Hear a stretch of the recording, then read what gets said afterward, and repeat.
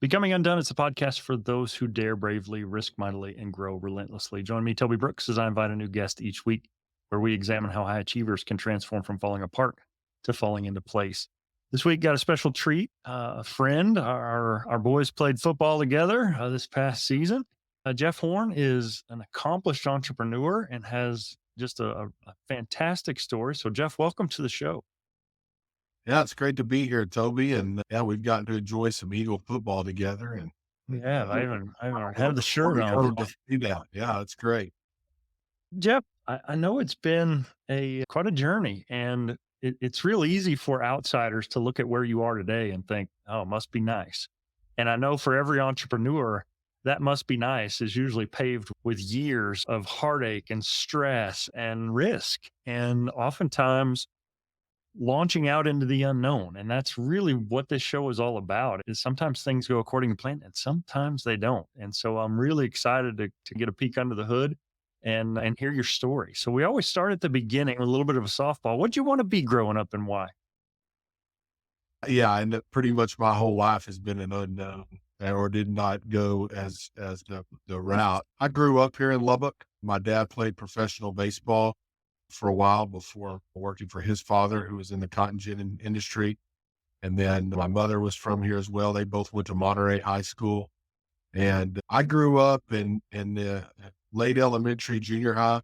I thought I wanted to be a tax lawyer is what I really thought I wanted to be, and then someday get into politics is Wow. what I grew up wanting to be when I was a child. Yeah. I've never heard that one before. That's an interesting take. Growing up here in Lubbock, obviously Texas Tech is a big part of the community, and judging by the name of your family, your son's names, and the logo and the name of your business, obviously Texas Tech has played a big role. But your background and your history goes maybe it was a while before those paths crossed, and you actually started off at ACU. So talk me through kind of the high school and the years leading up to your participation as a collegiate athlete. Yeah, I attended Monterey High School. I played football, basketball, and baseball up until my sophomore year. And then I just played football and baseball. Obviously, my education was very important to me during all that time and went on into college. But sports was a fabric of my life early on with my father playing professional baseball and having an accomplished athletic career. That was ingrained in me before I can even, remember back. And so as a young child, but played football at Monterey for 3 years.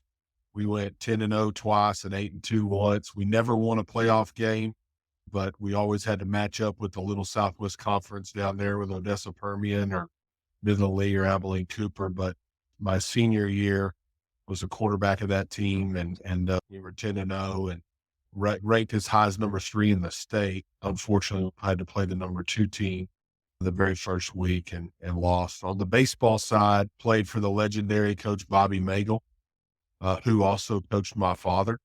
And both my father and I both won state titles at Monterey playing baseball. He won it in 1972 and 74 under Coach Magel at Monterey. And then we were fortunate enough to win it in 1996 at Monterey. And so we're really proud of that. Yeah, that's great. Definitely, Coach Magel is a well-known name, a storied tradition in Monterey baseball for sure. You're considering where to go and have offers to play multiple different sports, multiple different places. Talk me through that recruitment process Yeah. and what your mentality was making that jump from high school senior to college freshman. I'd had a pretty frustrating high school career up until my senior year. I was the backup quarterback my sophomore year on varsity, and we had a really good team. And we had a guy that was just 1 year older than me that played, and he's a great human being. But it's hard whenever you've been one of the key guys your whole life and then you don't play for a period of time. That was a really challenging first couple of years for me on the football side. But I continued to go to football camps and continue trying to develop my skill. I was a bigger than normal quarterback. I know you won't find that hard to believe. But anyway, had a really good senior year and I didn't have a heavy recruitment process. I think I went on 4 visits, maybe 5, went to a D3 school, went to Abilene Christian, Tarleton State. I visited Tech. My stepdad coached for Spike Dykes in the mid 80s at Texas Tech. And I had a chance to walk on at Tech, but I chose to take a scholarship and went down to play football at Abilene Christian. Mhm. At that point in time, they were a Division II school back when the Lone Star Conference was really in its heyday with West Texas A&M and Midwestern State, East Texas A&M or East Texas Commerce. There was a lot of these teams that have now since gone Division I that were playing in this Division II conference. And so I don't want to mislead anybody. It wasn't like 50,000 people were showing up to watch these games, but it was a good level of football. And I was excited to go down there and play that. At the time I committed, I'd also had through Coach Magel on the baseball side, some people were interested in that as well, but I really was choosing to pursue football. But at the time I knew the head baseball coach at ACU was Jimmy Schenkel. And he actually caught with my father. He was a catcher for my dad, who was a pitcher at Monterey. And I knew that might be an option. Now, Jimmy ended up leaving to go to, I believe, UTSA to be the baseball coach. But I knew that if I wanted to play baseball after the football season, that might be a possibility as well at ACU. Yeah. Well, certainly no shame. We know the statistics, and less than 5% of all high school athletes play collegiately at any level. So there's nothing wrong with that at all. But certainly ACU has seen some pretty tremendous growth. Their facilities are phenomenal, and they're now a full Division I member. And so you get there and you quickly discover that high school football and college football are two different things. And maybe the responsibilities are different than you expected. What was that transition like? Did you feel like you were prepared, or was there a little bit of a jolt to your expectations in that initial season? Yeah, that's a great question. I think there was a jolt. I think anybody that moves away from home for the first time, especially, I was a very independent person. And so I was excited to get away and do that. But you quickly realize that college athletics is a full-time job and 40 plus hours a week. And then you're going to go to school on top of that. But you're not going to play college sports just because it's cool. You're going to play because of a love of the sport or a love of the game or a passion for it, because you're going to work your tail off. And as I've had my boys and as they've gone through that, they've experienced the same thing. But yeah, it was an eye opener on how much time that took. And you're the big dog as a senior in high school, and you go to the bottom of the stack as a college freshman. Yeah. And add on top of that, the jump from one level to another. And now you're trying to be a dual sport athlete, which is even harder still. Was baseball part of the equation early on? When did it really start to materialize as something you were going to be involved in? I went through the whole fall season of 97. I had worked my way up to really being the backup quarterback, and I played some special teams that year. I had the unique opportunity, Toby, to be the deep snapper, and I was the backup quarterback. I don't know that combination has happened too many times, but I was encouraged about where football was headed, but it's tough when you're not playing and things along those lines. And then there was some coaching transition a lot. We were a mediocre football team, and Brent Bonneau was in his first year as the head baseball coach, and he played at LCU some and also the University of Oklahoma. And he had knew, obviously Coach Shankle helped him get that position, and they reached out for me to come, and really it was a tryout. I had to go try out and we did some inter squad scrimmages and stuff like that. I would say it really came together early January that this was going to be something that I was going to do.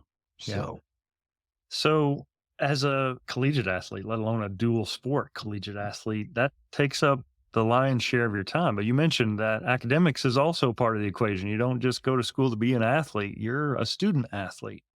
And so, at this point of your career, was entrepreneurship or business pursuits part of the equation at all, or was that still out in front of you? that was still out in front of me. I was on my way to getting a business degree and doing well in school. School has always been something that if I applied myself, I would do well.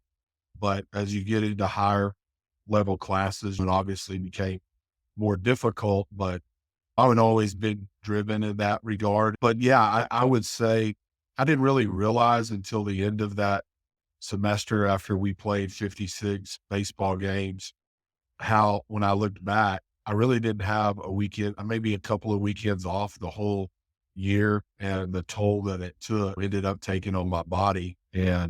But I will say I had an absolute blast doing that. And at the time, you're not really thinking about that because you're so energetic. I think if you had to do it at 45 or 46, you might think a little bit different. But at the time, it was just, that's what I did. That's what I had done my whole life is go from one season to the next. So many times on this show, I talk to high achievers and that first season of their life, and oftentimes it's athletics, sometimes it's arts, they're a performer, a singer, sometimes it's entrepreneurship, but that identity gets so intertwined into who someone is. And ultimately, that comes to an end. Very few people play their entire life. Times that comes to an end uh, of your own free will. You make that choice to step away, and sometimes it's cut short due to injury or you just run out of eligibility. So, what did that transition out of competitive athletics feel like for you? And do you feel like you were prepared for that? Actually, no, I don't think I was prepared. And a little bit personal, my parents split when I was 10 years old, and they're both great people, love them both today dearly. And they both married some wonderful people. And I've been blessed, but I would say that my identity was too much of who I was as an athlete or what accomplishment I had achieved rather than the purpose that I was supposed to fulfill and live in my life. And so when I got hurt, transferred to Tech to play, was going through fall camp and really ended up walking away because of an injury to my arm. And when you stop playing and that's who you are, and just going to school, I wouldn't say that I was depressed or anything like that, but there is some soul searching time to becomes real of what are you going to do next and how are you going to replace a competitive fire that lives within you and all of those types of things. And I was a Christian at the time, but I can't say that that was the focus of my life is till I put it to the Lord to lead me down the path. And I could have reached out to more mentors at the time or whatnot, or probably done parts of that a little bit better. I'm not dissatisfied with the path that was took because I've learned a lot. And again, I don't want to reiterate, there's no regrets there, but I'm just saying, yeah, I think that you're never prepared for that. And when that there's definitely ways that it could have been done better. Yeah. And as you're talking, I'm thinking to this season for our own boys and our team, defending state champions. Your son transfers in, role player, does the dirty work as a tight end his first year at Lubbock Christian with an all-state quarterback at the helm, and finally gets his shot, and we are rolling, and suffers an injury. And now suddenly this thing that's I won't put myself or words into his mouth, but he's our starting quarterback for a defending state champion. And in his own home is his dad, who's been down this road, who's had sport taken. Do you feel like that experience allowed you to have some conversations with your son that maybe you might not otherwise been able to have?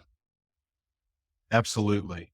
And yeah, Welker he got hurt in game 6, got to play 5 full games.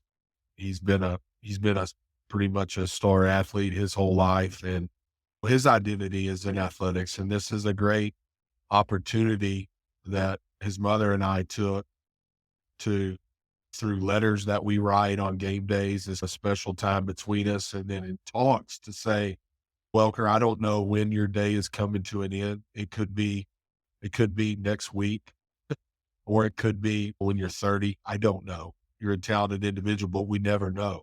But there's a lot of life to live once you get done playing athletics. And there's more to life than being a great football player. And you're going to need to be a great husband someday, a great father, a Christian, all those types. So I think when Welker looks back on that period of time, I know he's back healthy and playing and doing all those things again, but I know he's mentioned it to his mother and I that his perspective on life has changed after going through that. And Yeah. I do think that the trials and tribulations that his mother and my wife have had, myself have had over our life, really prepared us for that parenting moment. Yeah. Yes. And I think it's also important to recognize that in the midst of our own struggles, it's real easy to just see the negative. But for me, sometimes I realize that me suffering through something benefited whether it was my son or my family or a student that I serve. And we don't have the benefit of knowing that in that moment that 20 years from now, somebody is going to benefit from the counsel I can provide. So you mentioned and alluded to the fact that you and your wife went through some things and maybe they didn't go according to plan. And from an outsider looking in, you're the successful businessman and you've made all the right choices. That wasn't exactly how it played out. So talk me through maybe that next season and that next transition. Yeah. Carrie was a fantastic volleyball player for Lubbock Coronado, and then she played for Stephen McRoberts at Lubbock Christian University whenever the LCU volleyball team made their first venture up to the national tournament and finished in the, I don't know, top 4 or 5 teams up there. And she was a all conference type performer. She gets mad when I say she was a all American and all that type stuff, but she was a phenomenal player. And we had a whirlwind. We met in January of 99, ended up getting married in May of 99. And our oldest son, Tugger, was born in November of 99. And so, playing days quickly came to an end, and she finished out her chemistry degree there and then was moving on to pharmacy school. But yeah, that wasn't really the route that we planned on taking there. We both planned on finishing school and her finishing her playing career. But at the ripe age of 21, we had a baby on the way and needed to put food on the table. And talk about 2 years ago, I was batting leadoff for Abilene Christian, and now somebody else is batting leadoff, and that's your child. And it was an eye opener, and it was something that we had a lot of support of family and all of that. But I wouldn't change anything about that process. But really, we had to fast track on the mature train. Sure. And I think as you're talking through that, you recognize that I don't know if you had plotted your course and had written down goals or milestones, but suddenly that changes and suddenly that gets fast tracked and priorities shift. So at that stage of your life, you mentioned it, you're looking to put food on the table. What were your professional aspirations during that season?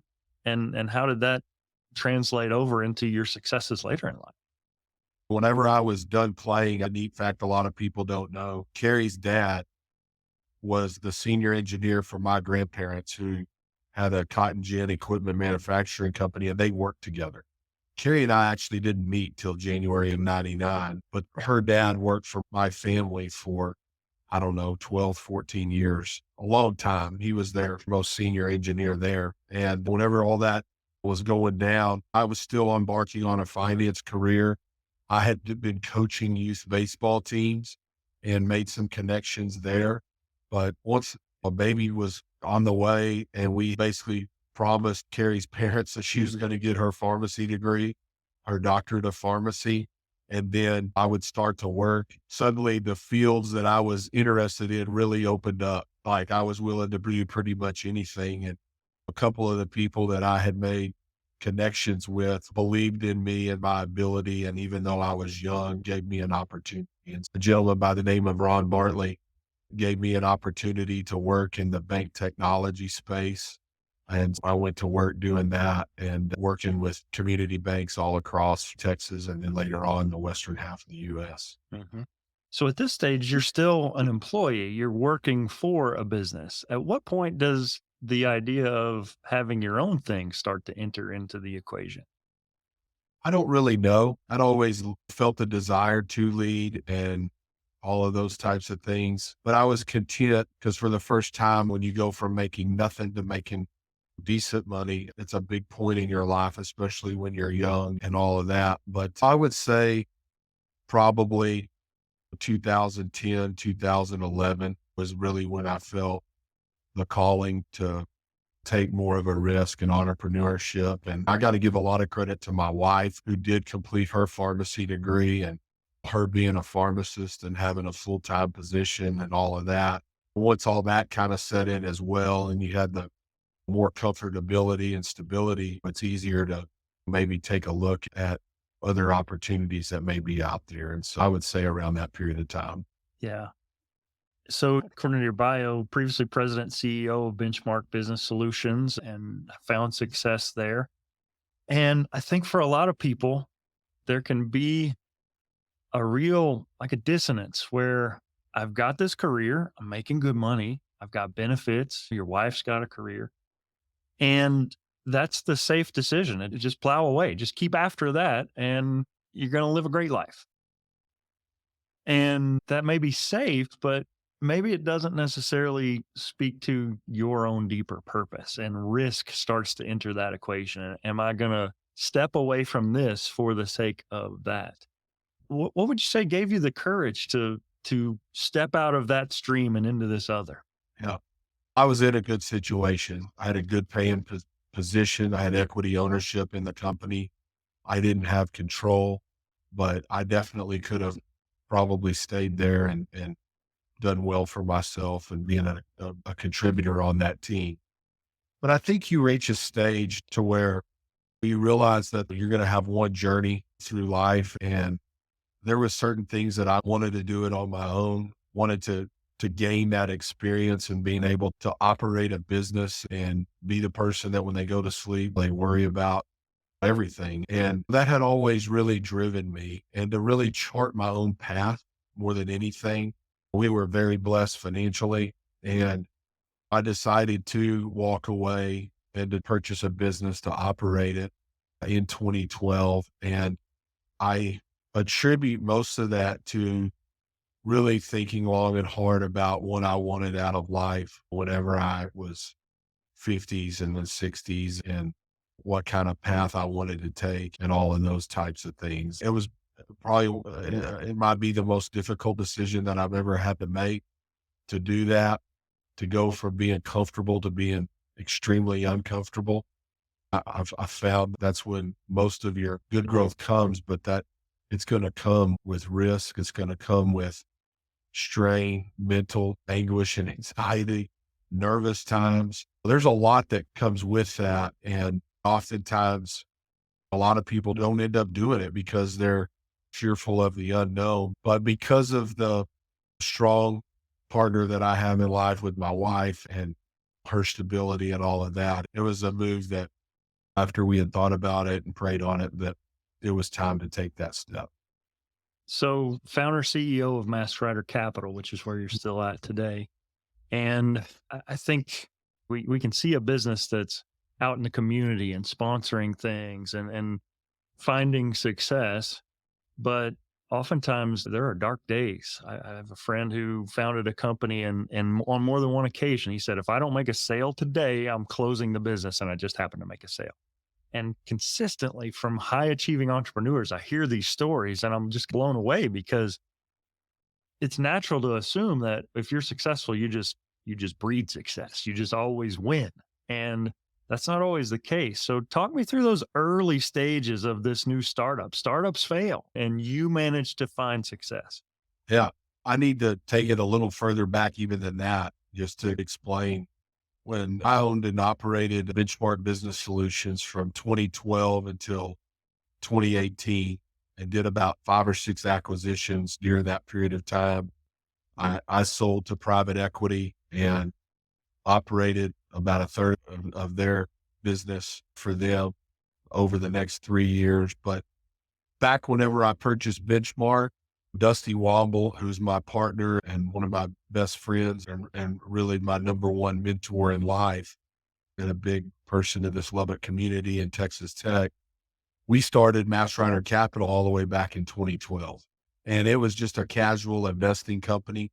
We bought a piece of commercial real estate here in town and we collected rent payments, and he was still embarking on his career at Tyler Technologies, and I was operating Benchmark. But after I sold Benchmark and was after a couple of years of working for the private equity firm, really sought his advice on what was next, what he thought would be good for me next. I would try to finish my career. And as we had a lot of conversations, we looked at a lot of different things. And ultimately, we decided that Lubbock really needed a private equity type company. There's not any, and we're not really a private equity firm. We're really a kind of a hybrid between a private equity firm and a family office. But we felt having a family office slash private equity firm here in Lubbock that could help other businesses grow and be a platform for which we could buy other businesses and operate them and grow them and build their teams and provide the capital necessary was something that we really thought could go well in Lubbock. And so we decided right after COVID to really take Mass Rider Capital, an existing company, but really put it in more of the public eye and build a team and get that going and start making investments. And that's what we decided to do. And so now to answer your question, yeah, and we're not done laying the foundation here. We've been laying a foundation now for nearly 4 years. We've built an incredible team here. We're involved in some very dynamic businesses, but with any startup, whether you're starting a donut shop or a coffee shop or a private equity firm, there's a lot of work you have to do as an owner. There's a lot of time you're going to spend. You're going to create a lot of new relationships and all of those types of things. But Dusty is very public in his life with being a regent, and we're involved in a lot of different things. And it's been a whirlwind, I would say, the last 4 years getting this business off the ground, but we do have it off the ground and we've got a great team and we're participants in some really good investments and some investments that we lead as well. And so we're very confident on Mass Rider Capital's future. We haven't arrived. And to your question, some people may look from the outside and go, man, they've arrived. They're doing this, they're doing that. We're active. We've got some very driven people here with high goals on what they want to accomplish. And there's a lot left for Mass Rider Capital to accomplish. Yeah, one of those former guests, Ashley Adams, former master writer herself. It's a perfect fit for your marketing coordinator at the company. But one of the things I discovered in researching Ashley's episode was just this meteoric rise. And Lubbock is so much better for the charity, for how Dusty has poured into Texas Tech. His name is on the basketball facility, now the football facility. Just this year, Mass Rider naming rights to the stadium at Lubbock Christian. And so it's not like you are feeding from the community, you're pouring into it. So what do you think has been the most gratifying part of this most recent success journey? I tell you, when Dusty's a partner, and then my other partners is Brooke Hopgood, who is an anesthesiologist and has done very well with her medical career before switching over to be our president and chief operating officer. But the common thread between the three of us is that we've all operated businesses and we all are cut very similarly in the fact that we know that we've got to lead and operate great businesses. But part of what you have to do, I think, whenever you're in a community the size of Lubbock, and really no matter what the community, if a community is serving you and your businesses, you need to give back and you need to leave it better than what you found it. And I work with two great people that believe that. Dusty's gifts to Texas Tech are amazing in that a lot of them have been tied to athletics, but they're given unconditionally. Not, hey, the coach has to be this person, or we need to do this, or we need to do that. Very thoughtful. And same with our Lubbock Christian deal is that we're both believers in Lubbock Christian and the mission that they're fulfilling and developing children in the kingdom. And we're happy to do those things and strongly believe that if you give back, much will be given and all of those types of things. And so anyway, I think the older you get, the more you realize that you're not going to take any of this with you or whatnot. And you want to see it go to good causes. And this community has been a tremendous community for us. And I think one of the things too that we really love about not just giving back, but about what Mass Rider Capital is trying to do is that we have between Brooke and us, we've got a lot of relationships out in the business world and networking that we've done. And now we get to work with all those people, whether we're helping their business or maybe purchasing their business, or maybe they're going to be an investor in one of our opportunities or whatnot. Those relationships now are able to participate together. And that's been another really rewarding thing for us. There's no doubt it's been an incredible ride, especially the last few years. What do you think adversity taught you that just winning every time and getting your way all the way wouldn't have taught you? That is a great question. I'm going to tell you a little story. When I was in high school, I got hurt in my last playoff game my senior year. I tore the cartilage in my knee. And when I came back for my senior year of baseball, we knew we had a good team. Didn't know we were going to win state, but knew we had a good team. And there was a very strong core of seniors that were very motivated. And I probably had surgery like early December. And so baseball season started middle of January. That was only about 6 weeks later. Back then, it was about an 8-week recovery. And I was determined to not let my teammates get out there and get too far ahead. And so started really working, and probably, I know I did. I overworked and rehabilitated and coming back.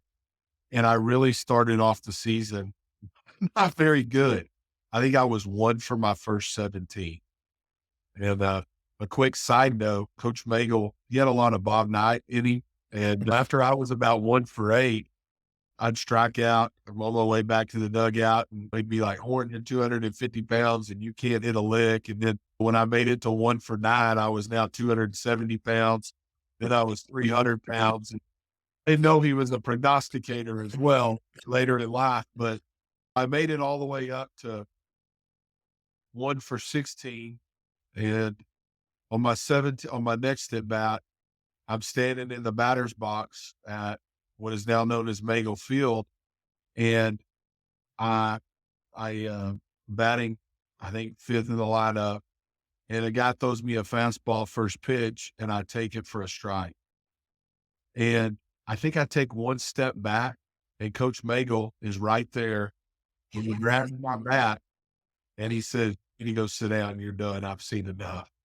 Wow. And that sounds hard, and it is, okay? And Coach Magel's one of my dear friends, and I owe a lot to him for teaching me this lesson, and that is you swing the bat.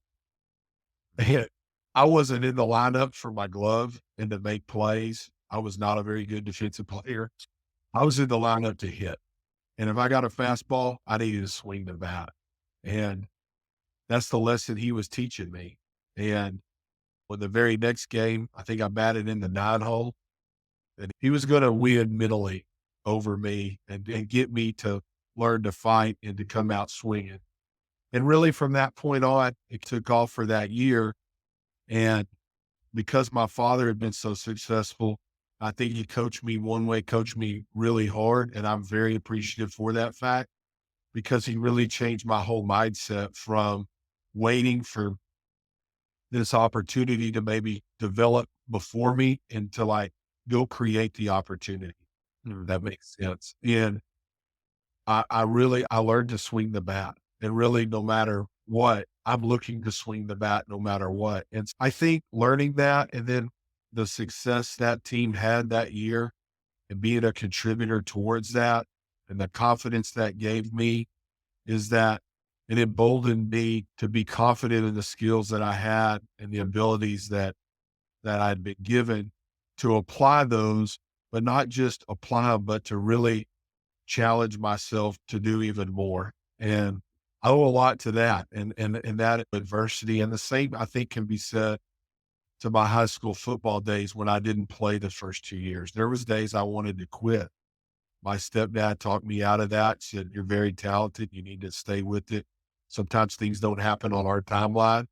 And I think the adversity of going through those challenges, but also playing for the men that I played for, that really developed who I was going to be and my character. I really owe a lot to them for seeing more out of myself than what maybe I believed. And I think that's why we have coaches and mentors and player development, all this PEOs, bosses and stuff like that, is because sometimes people with more wisdom and experience and can see what people can become rather than the people themselves.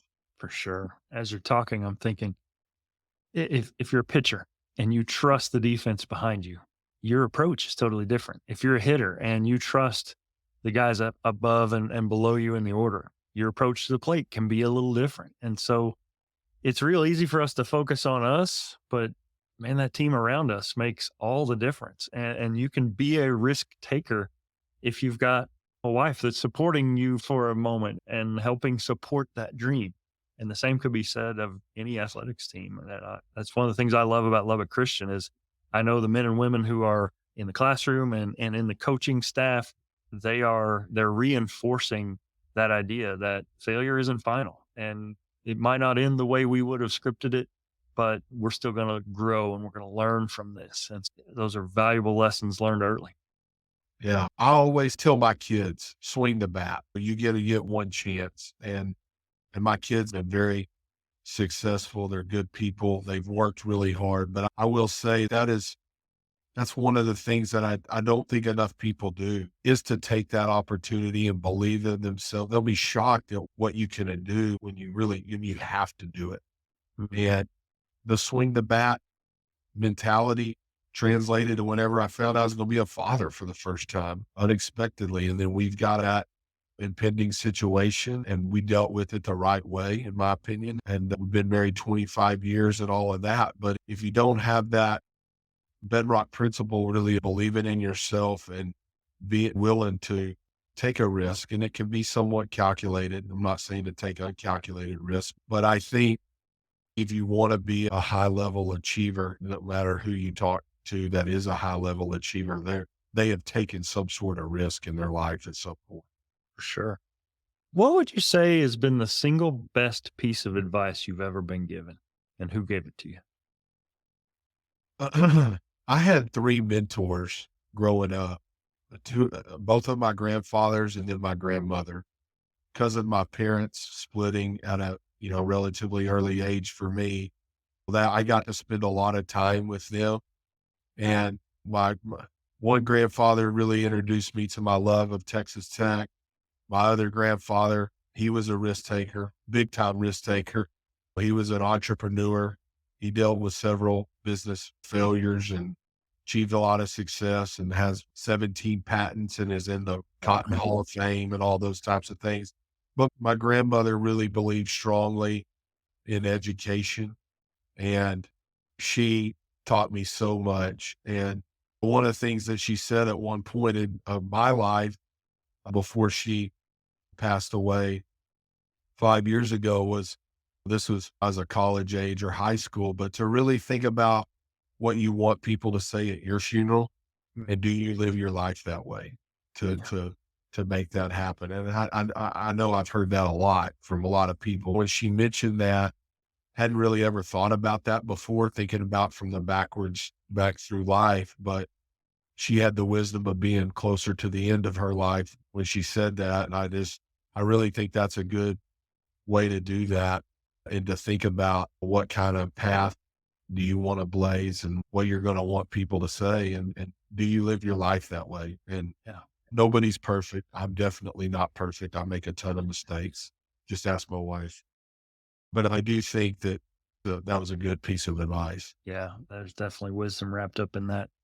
Getting close here. If we were to watch a montage of your life, what song would you pick to play in the background and why? Man, I heard this on another episode and I was wondering because I'm not the most musically inclined person here. So I'll take a stab at it though. I would say one is Remember When by Alan Jackson. That's a slower song. That's a sad song, but it goes to my grandmother's advice of different parts of your life and being able to look back and, you know, maybe take full advantage of all of the things that were there and make sure you cherish those moments and live for today, not for tomorrow and those types of things. And then a second song is by U2. It's one I really like. I still haven't found what I'm looking for. That speaks to that desire to achieve and wanting to push the envelope as far as you can in the business world, spiritually, with your family. all of those types of things and fully embrace what you've accomplished, but never resting on your laurels and willing to push yourself further, but also to be content. And sometimes those are all really fighting against each other doing that. But I would say those two songs. That's a great one. You teed me up for the closing question here. Still haven't found what I'm looking for. The last question I ask of all guests: what for Jeff Horn is left undone? Hopefully a lot. Hopefully we got a ways to go here as get closer and closer to age 50. But Mass Rider Capital has a lot to accomplish. We're closing in on our fourth year. We've got some significant investments. We want this to be a family office type of company that transitions on to future generations and is something that is a big part of the Lubbock and West Texas community for a long period of time and blazing that path. I hope I've got a couple of decades or maybe even 3 left to be successful with a lot of different kinds of businesses and in supporting this community. So that's one. And then two, I'm closing the chapter on from a family standpoint with Welker finishing up. He's got another year of school. That's our youngest son. And then our other two, Tucker and Raider. And you're right, there's a tech theme in all of them. My wife and I, because of the whirlwind 1999 that we had, we didn't get to spend a lot of time together before we had kids and all of that. So I'm really looking forward, not that I want to get my last child out of the house, but I'm looking forward to spending some time with her and doing some of the things that we want to do and that she wants to do and do some traveling. And we are both fired up about the next phase of our life as grandparents someday, and we'll want that to happen in due course. But we're excited about that. And I tell you why that's so important to both my wife and I is that we both come from families that poured into us, and that'll be our way to give back is to pour into them. And so I think from a family standpoint, there's a lot left, and we're excited. We're excited to be able to do that. Hopefully, this will be the benefit of having kids young is that we've still got some energy left to, to chase them around. Yeah, that's fantastic. We are latecomers to the Lubbock Christian community. Our son transferred midway through his sophomore year. One of the things that I've really been struck with, I already bragged on the staff and the coaches and just the community there, but just the people. And I'm just Jeff, I'm thankful that our paths have crossed. You're an inspiration to me. And just, I'm really thankful to have gotten to know you over this past year in particular. Your son, I know you guys are headed to do great things. My son's graduating. I'm trying to hold it together we're headed for an empty nest ourselves. And it's bittersweet to see your kids do something for the last time. That's been part of their life, but that's part of growth. And if nothing else, this show has taught me that even high achievers go through that grieving process sometimes. And it's really a question of how can we build on the lessons we learned in that season. The idea that I'm not going to cry over what doesn't exist anymore. I'm going to be thankful for the fact that it happened. Yeah, and I'm so thankful too. Lubbock Christian's been a tremendous benefit and asset for Welker and his life. And we moved to Graham for 9 years. We had a great 9 years in Graham and we moved back. And I can't say enough about the mission of Lubbock Christian. So if anybody's listening out there and you're debating whether you should do it or not, you should. It's a wonderful opportunity for young people to be very involved in a lot of different aspects of high school and junior high life. And it's been very beneficial. And they really develop young people is what I've seen into leaders. And I'm so thankful for the administration and the coaches and getting to know you as well, Toby, and all that. I would tell you this is like one of the things that we've learned and that really I learned, my oldest son also signed with AC to play football in college right out of high school. And we dropped him off in June, graduated. He immediately went to work out for football and started training and all of that. And the day we dropped him off, I literally could not talk to tell him bye. I was so sad. My best friend was gone. And I was just like, how is life going to move on? And I had my wife drive home and I literally cried for about an hour. And about 2 weeks later, I realized, hey, life is going on. He's doing great. This is the way it's supposed to work. And now that there's only two in the house, she and I are spending a little bit more time together. And that was good. And that we're reconnected and all, and all these things. And then our middle one leaves. And then it was like, okay, this is pretty. And sometimes we have these thoughts that we're, hey, if this happens, boy, this is going to be really this way. But sometimes your eyes are just open and God has a unique way. I call them whammo moments of whenever you're thinking things are going to be one way. And then all of a sudden, man, your eyes are open to it and something is just totally different. And anyway, there's one thing constant and that's change. And you better embrace change because it's going to happen and learn to deal with it. And I think the quicker you can, especially for young people, quicker they can learn to deal with change and embrace change and try to apply that change the best way they can, the more successful they'll become. For sure. Jeff, thanks so much for your time. It's been great having you on. I really appreciate the insights and thanks for sharing and letting folks hear about your journey. Yeah, you're welcome. Thank you Last for little having. bit, I always stitch this in towards the beginning. Just introduce yourself and say, and I am undone. My name is Jeff Horn, and I am undone. That was awesome, man. Thanks so much.